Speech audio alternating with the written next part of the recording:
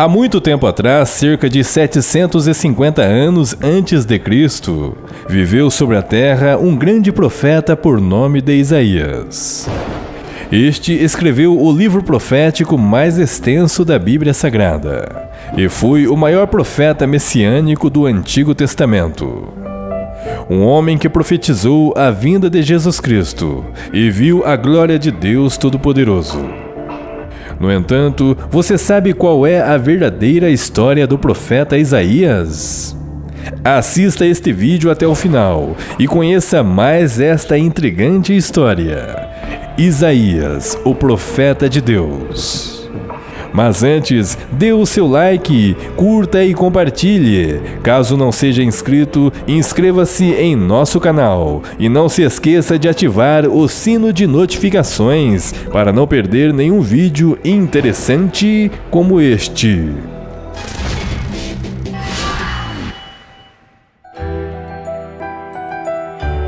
As Sagradas Escrituras contidas na Bíblia, sem dúvidas, é a palavra do Deus Todo-Poderoso.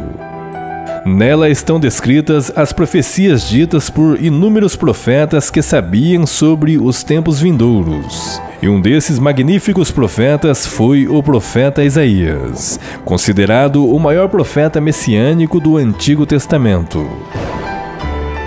O significado do nome Isaías é "O Senhor é a salvação". Este, apesar de ser um dos profetas mais conhecidos da Bíblia Sagrada, poucos conhecem sua história.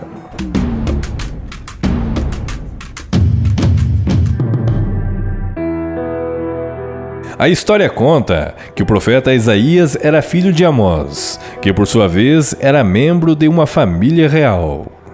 Isaías era casado e nas Sagradas Escrituras sua esposa era chamada de a profetisa, de acordo com Isaías 8, versículo 3. Não se sabe ao certo por que ela era chamada assim, mas tudo indica que ela também profetizava.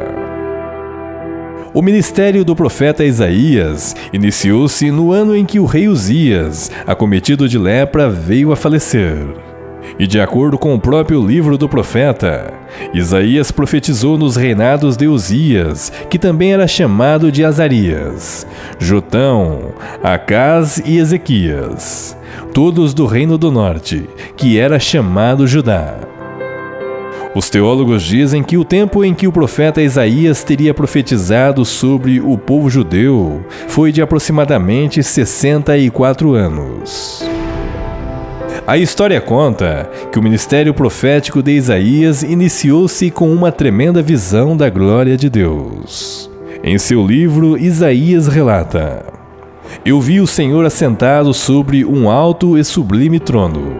Seu séquito enchia o templo, e anjos serafins voavam por cima do trono. Cada um tinha 6 asas, e a reverência desses anjos era tanta, que com 2 asas cobriam seus rostos, e com 2 cobriam seus pés, e voavam com outras 2. Estes clamavam uns aos outros, dizendo: Santo, Santo, Santo é o Senhor dos exércitos. Toda a terra está cheia da sua glória." Isaías, vendo esta visão, observa que os umbrais das portas se moviam à medida que estes anjos clamavam, e o templo encheu-se de fumaça.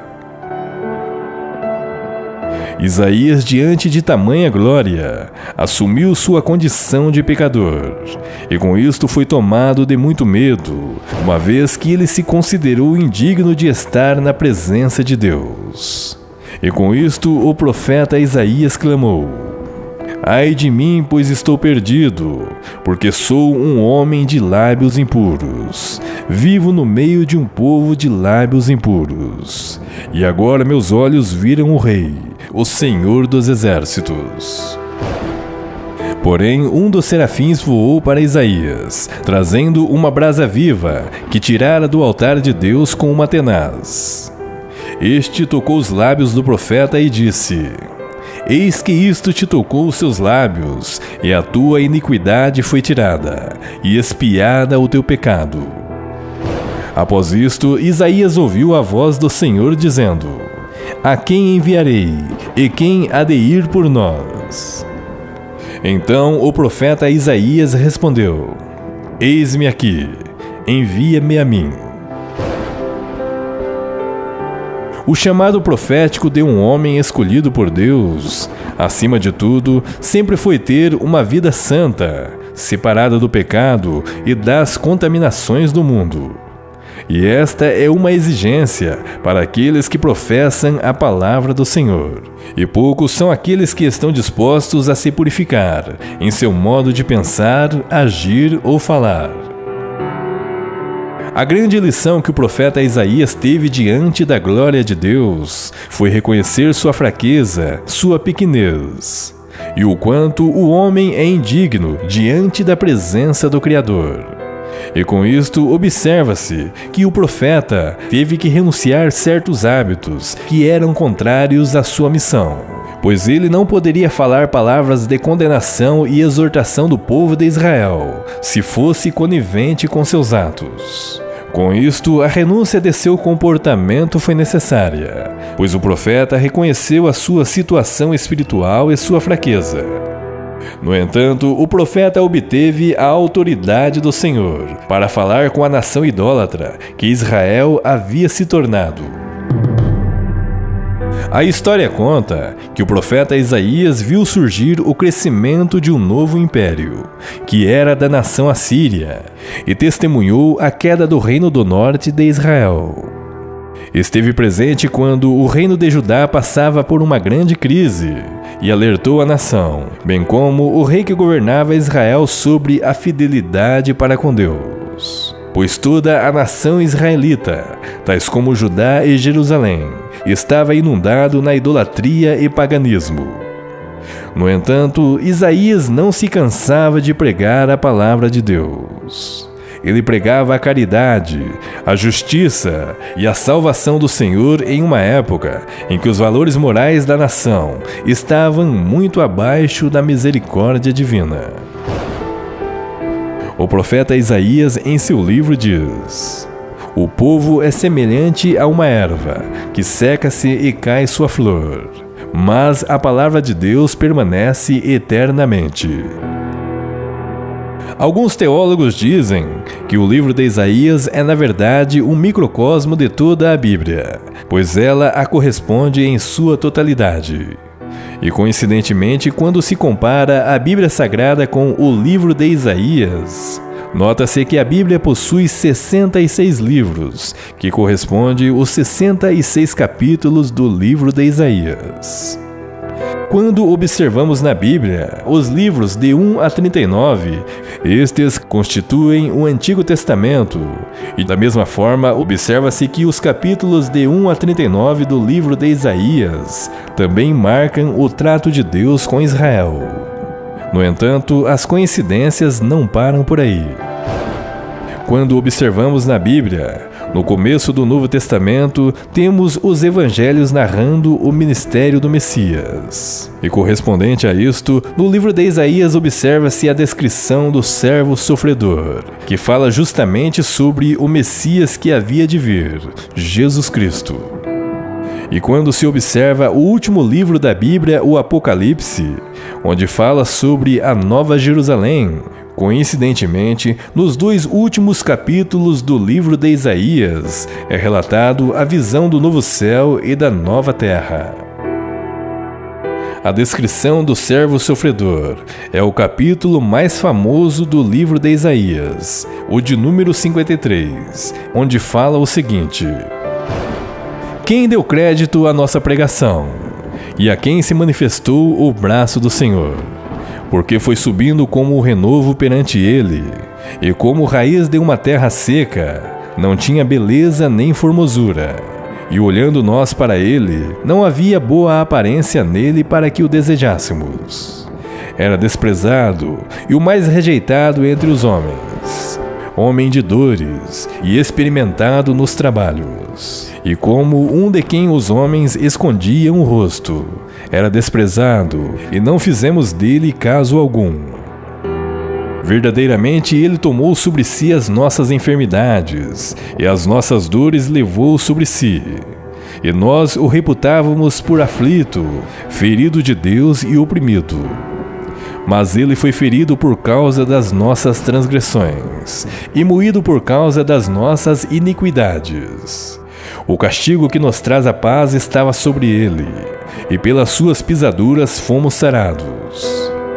Todos nós andávamos desgarrados como ovelhas, cada um se desviava pelo seu caminho, mas o Senhor fez cair sobre ele a iniquidade de nós todos.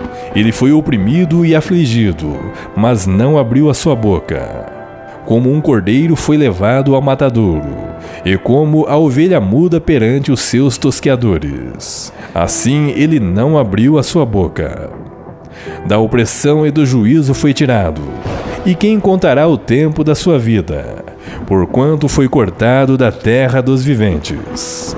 Pela transgressão do meu povo ele foi atingido, e puseram a sua sepultura com os ímpios, e como o rico na morte, ainda que nunca cometeu injustiça, nem houve engano na sua boca.